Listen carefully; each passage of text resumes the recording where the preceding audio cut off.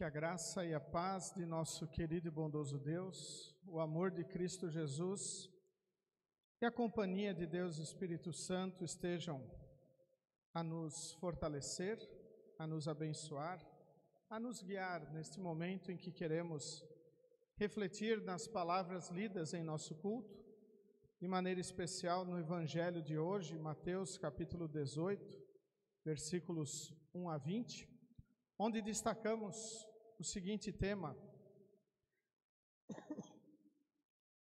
a palavra de Jesus rege a vida da igreja. Que Deus esteja a nos abençoar e a nos orientar, hoje e sempre. Amém. Queridos de Cristo Jesus, o texto do Evangelho de hoje, ele é um texto pouco mais comprido, vários assuntos presentes neste texto. Muitas vezes tendemos a dar um enfoque em um ou em outro momento apenas, mas nós devemos sempre lembrar e entender que a palavra do Senhor deve guiar, deve reger a vida da igreja, ou seja, a nossa vida, pois nós somos cristãos, crentes em Cristo como nosso Salvador e, portanto, devemos ser guiados pela sua palavra, pois fazemos parte da sua igreja. E então, ao olharmos o texto bíblico de hoje, nós queremos realmente estarmos enraizados e edificados em Cristo como nosso Salvador, lema da nossa igreja para este ano de 2023, e para que nós possamos fazer isso, ou estarmos assim, nós devemos estar com a nossa fé fortalecida. A nossa fé tem que estar firmada no único e verdadeiro Deus que existe. E então, ao olharmos estas palavras do Evangelho, aqui, nestas palavras, neste capítulo aparece o quarto discurso de Jesus no livro de Mateus, e aqui Jesus então está dando instruções para o povo da nova aliança, ou seja, a igreja, mais especificamente para nós.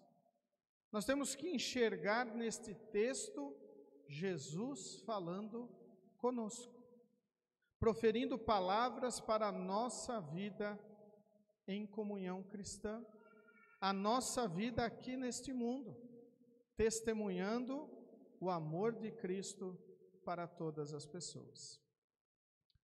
No primeiro momento do texto bíblico, nós temos os discípulos fazendo uma pergunta para Jesus: Senhor, quem é o mais importante no reino dos céus? E aqui é interessante nós olharmos esta pergunta, porque a nossa vida aqui neste mundo sempre gira em torno disso. Quem que é o mais importante? Para pessoas com status importante, nós procedemos de uma maneira. Para outras que não são tão importantes, muitas vezes nós nem notamos que elas existem. Também nós queremos nos tornar importantes. E então Jesus, para responder esta pergunta, ele pega uma criança, coloca no meio dos discípulos e diz: o mais importante no reino dos céus é como esta criança. E aqui nós não temos a idade da criança, que nós não sabemos se era um bebê de colo, se era uma criança que estava recém andando, recém falando, se já era um adolescente ou pré-adolescente, mas nos é dito que é uma criança. E ele diz que nós devemos ficar igual às crianças, mudar de vida. E aqui vem o primeiro chamado desse texto bíblico para a nossa reflexão. O que será que Jesus quer dizer com isso? Nós já frisamos isso algumas vezes. Ser como uma criança não é ser inocente, não é ser bonitinho, como muitas vezes nós nos derretemos pelas nossas crianças, principalmente, né, os recém-nascidos, mas o ser como uma criança que Jesus coloca é que nós devemos ser totalmente dependentes dele, pois uma criança é totalmente dependente dos seus pais, dos adultos. Sem a atenção, sem o carinho, sem o cuidado dos pais ou de algum outro adulto, uma criança vem a morrer. Ela precisa. E quando Jesus diz que o mais importante no reino dos céus é como alguém que é como uma criança, ele está dizendo que é aquele que reconhece a sua dependência do Senhor e do seu Salvador. E esta dependência, ela é em todos os sentidos da nossa vida. Não apenas na questão da nossa salvação, porque nós somos 100% dependentes do Senhor para a nossa salvação. Não podemos mover um grão de areia para a nossa salvação. Ela é totalmente dependente do Senhor, que perdoou todos os nossos pecados na cruz, mas também somos dependentes do Senhor aqui no nosso mundo. E nós temos que reconhecer isso. Ou algum de nós hoje mandou que o dia iniciasse? De maneira nenhuma. O dia aconteceu. Será que nós temos o poder de fazer com que caia a chuva quando nós queremos? De maneira nenhuma. Nós dependemos da mão do Senhor também para isso. E tantas outras coisas que acontecem. Algumas coisas sim estão dentro do nosso campo de ação, algumas coisas nós podemos, de certa maneira, decidir o que fazer ou não fazer, cuidar ou não cuidar, ir ou não ir, mas em tudo nós somos dependentes do Senhor. E quando ele diz para os discípulos, que já conviviam com ele um certo tempo, que já estavam cientes da obra do Senhor, lembramos, há algumas semanas atrás, nós refletimos sobre a confissão de Pedro, e no outro final de semana refletimos sobre o puxão de orelha que Jesus dá em Pedro, quando ele diz que ele não precisaria ir para a cruz, de maneira nenhuma ele deveria sofrer e morrer. Nós vemos que os discípulos sabem muito bem qual é a obra de Cristo, qual é o seu trabalho, qual é a sua missão, e o porquê ele estava neste mundo. E ele diz para os discípulos: se vocês não mudarem de vida, nunca entrarão no reino do céu. E aqui nós temos que entender o que significa uma mudança de vida para nós. A mudança de vida na nossa vida é nós não seguirmos o mundo, mas seguirmos a Cristo. É nós deixarmos de lado tudo que nos afasta de Cristo e estarmos vivendo para o Senhor. Tanto é que no texto seguinte, Jesus diz assim: quanto a estes pequeninos que creem em mim, se alguém for culpado de um me abandonar, seria melhor para esta pessoa que ela fosse jogada no lugar mais fundo do mar, com uma pedra grande amarrada no pescoço. Ai do mundo por causa das coisas que fazem com que estas pessoas me abandonem. Esta expressão, ela tem que soar alto em nossos ouvidos e refletirmos se nós estamos mais perto do mundo ou mais perto de Cristo. Porque ai do mundo por causa das coisas que fazem com que as pessoas me abandonem. E aqui eu lembro uma ilustração que eu vi, já compartilhei em alguns momentos. Tinha uma pessoa em cima de um muro, de um lado do muro estava o diabo, do outro lado do muro estava Jesus, E Jesus dizendo para aquela pessoa: desça aqui do meu lado. E a pessoa olhou para o diabo e perguntou: mas você não vai me chamar para o teu lado? E o diabo respondeu: o muro é meu. Ou seja, se nós não estamos com Cristo, não há muro para a gente ficar. Não tem como não optar. Ou estamos com Cristo, ou infelizmente estamos longe dele. Por isso, na primeira parte, Jesus diz: mudem de vida, larguem o mundo, não se apeguem aos prazeres do mundo, não estejam seduzidos por todas as coisas que o mundo coloca para a vossa vida. Estejam firmados e apegados a mim, Cristo, como seu Salvador. E depois Jesus diz: se uma das suas mãos ou um dos seus pés faz com que você peque, corte-o e jogue fora, pois é melhor você entrar na vida eterna sem uma das mãos ou sem um dos pés, do que ter as duas mãos e os dois pés e ser jogado no fogo eterno. Esse texto aqui, depois continua, fala dos olhos. Jesus de maneira nenhuma está dizendo que nós temos que nos mutilar aqui neste mundo, que nós temos que estar cortando partes do nosso corpo que nos fazem pecar, porque se assim o fosse, nós não estaríamos inteiros. Nós não conseguiríamos ficar inteiros. O que esse texto está dizendo, e eu vou trazer aqui as palavras da Bíblia de Estudo da Reforma, que diz assim sobre estes versículos 6 a 9. Não há necessidade de procurar outras palavras além dessas para ver o quanto o santo Deus odeia o pecado. Aqui a lei nos ataca com toda a sua fúria. Quem de nós pode dizer que o seu pé, mão ou olho não o tem feito tropeçar? Todos nós merecemos ser lançados no inferno de fogo. Graças a Deus que as mãos e os pés de Jesus foram perfurados pelas nossas iniquidades e que seus olhos observaram os nossos pecados, a fim de deles desviar a face do Pai. Pelas suas feridas e preciosa morte, nós entramos na vida.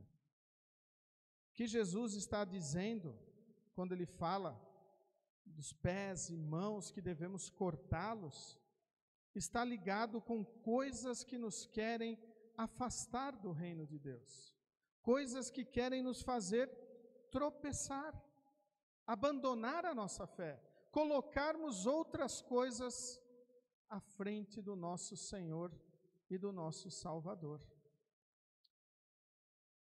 Na leitura do Antigo Testamento, nós temos uma palavra muito importante que foi dada para Ezequiel, que foi repassada para os discípulos, foi repassada para nós. No texto de Ezequiel, capítulo 33, os versículos 7 a 9, Deus está falando para o profeta que ele seria colocado como um vigia, como um atalaia para o povo. E este vigia não tem como impedir o ataque à cidade, mas ele, no papel de vigia, de observador, ele avisa a cidade para que ela possa estar pronta contra o ataque. No versículo 8 é dito: se eu disser que um homem mau vai morrer, mas você não avisar que mude o seu modo de agir e assim salve a sua vida, aí ele morrerá sendo ainda pecador. Nesse caso eu considerarei você como responsável pela morte dele. Porém, se você avisar o homem mau e ele não parar de praticar, de pecar, ele morrerá como pecador, mas você viverá. Estas palavras estão dizendo para nós que nós não podemos fechar os nossos olhos quanto aos pecados que acontecem em nosso mundo, que as pessoas que nós conhecemos cometem, que elas deixam de andar no caminho do Senhor. Nós não conseguimos evitar isso, mas a nossa função, o nosso papel, o nosso chamado é o de anunciar o erro delas, de mostrar o pecado, de dizer: olha, a tua mão está te fazendo tropeçar, teu pé está te levando para o lado errado, teu olho está fazendo você cair em pecado. Mude de vida, corte-o, não literalmente, corte-o, quer dizer, não continue seguindo, não continue fazendo isso. E Deus diz: se você avisar o seu irmão, ou o seu querido, ou aquela pessoa que está em pecado, e ela mudar de vida, que bom, ela está salva. Isso depois é dito lá no texto do Evangelho. Mas se você souber que ela está em pecado e não avisá-la, você será responsável por isso. E se ela também não mudar de vida, mas você avisá-la, você está ok, fez a tua parte. E nós chegamos aqui no exemplo do salmista Davi. O texto de hoje é uma confissão do salmista, uma confissão, pedido de perdão, e nós conhecemos muito bem a história do rei, do salmista Davi. Cometeu um pecado grave, ele adulterou, depois, neste adultério, ele gerou um filho, e ele ainda quis encobrir tudo isto, trazendo o marido daquela esposa de volta do campo e querendo que ela tivesse, que eles tivessem relações para esconder o fruto do pecado. E então aquele soldado ético não quis ir para casa, ficou na porta do templo, pois ele disse: eu não posso ir para casa com os meus soldados lá no campo do exército, lá no campo de batalha. Isto é totalmente antiético, ele pensou. E então Davi manda de volta este soldado para o campo de batalha com uma carta para o comandante: coloque ele lá na frente para que ele morra. E assim aconteceu. Urias morreu, e Davi pôde depois casar com a viúva e então dar validade para aquela gravidez. Mas ele não estava em paz consigo mesmo, a sua consciência estava pesando, e Deus então chamou o profeta Natã para conversar com Davi. E então Natã, iluminado pelo Senhor, contou uma história que deixou Davi totalmente indignado. E então o profeta disse: este é você, por causa do teu pecado. Natã poderia ter ficado quieto. Natã poderia ter pensado: eu vou me meter com o rei? Eu vou chamar a atenção dele? De maneira nenhuma. Eu vou cuidar da minha vida aqui, vou continuar quietinho no meu canto, não vou confrontar a pessoa mais poderosa e mais influente do nosso reino. Mas ele fez o contrário e guiou então Davi para o reconhecimento do pecado e a busca do perdão. E aqui eu quero perguntar: quantas vezes nós não agimos ao inverso de Natã? Deus nos chama para confrontar os pecados das pessoas que estão ao nosso lado, e nós muitas vezes pensamos: mas eu não vou querer comprar uma briga, não vou querer me tornar inconveniente.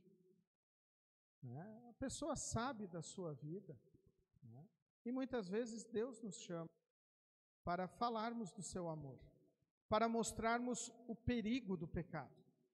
E o pecado, ele é muito perigoso. O pecado, ele conduz ao inferno. Mas nós temos o Salvador que morreu na cruz justamente para nos tirar do inferno. Como é maravilhoso quando nós podemos reconhecer o que Jesus diz do nosso modo de vida, e então realmente nos alegrarmos em sermos como crianças, totalmente dependentes do nosso Senhor e do nosso Salvador. Talvez eu até lanço aqui a seguinte reflexão, né? Nós, quando crianças, quantas vezes não pensamos, eu quero logo me tornar um adulto para fazer o que quiser, né? Os jovens aí que chegam próximo dos 18 anos, eu quero logo ter 18 anos para poder dirigir, ser o Senhor da minha vida, talvez até sair de casa. E aí lá pelas tantas da sua vida adulta, talvez nós pensemos isso, como era bom o nosso tempo de criança. Não precisávamos trabalhar, sempre tinha comida na mesa, pai e a mãe cuidavam tão bem de nós, faziam todas as nossas vontades muitas vezes, e aí nós lembramos com saudade como era bom o tempo de criança, que eu, quando criança, queria que logo passasse. E hoje nós queremos o contrário. E espiritualmente? Quantas vezes nós não dizemos, mesmo que sem intenção, que nós somos independentes do Senhor, que nós não precisamos dele na nossa vida, queremos fazer tudo do nosso jeito, da nossa vontade. Vez ou outra nós lembramos dele e vamos pedir alguma coisa, vez ou outra estamos presentes na sua casa para adorá-lo, e então Jesus vem e diz, vocês devem ser como crianças, totalmente dependentes do Senhor. Nós precisamos de Deus todos os dias da nossa vida. Nós precisamos do perdão de Cristo todos os dias da nossa vida, porque os nossos pés, as nossas mãos, nossos olhos nos fazem pecar diariamente. Mas foram as mãos e os pés de Cristo que foram perfurados na cruz do Calvário para que nós tivéssemos este perdão.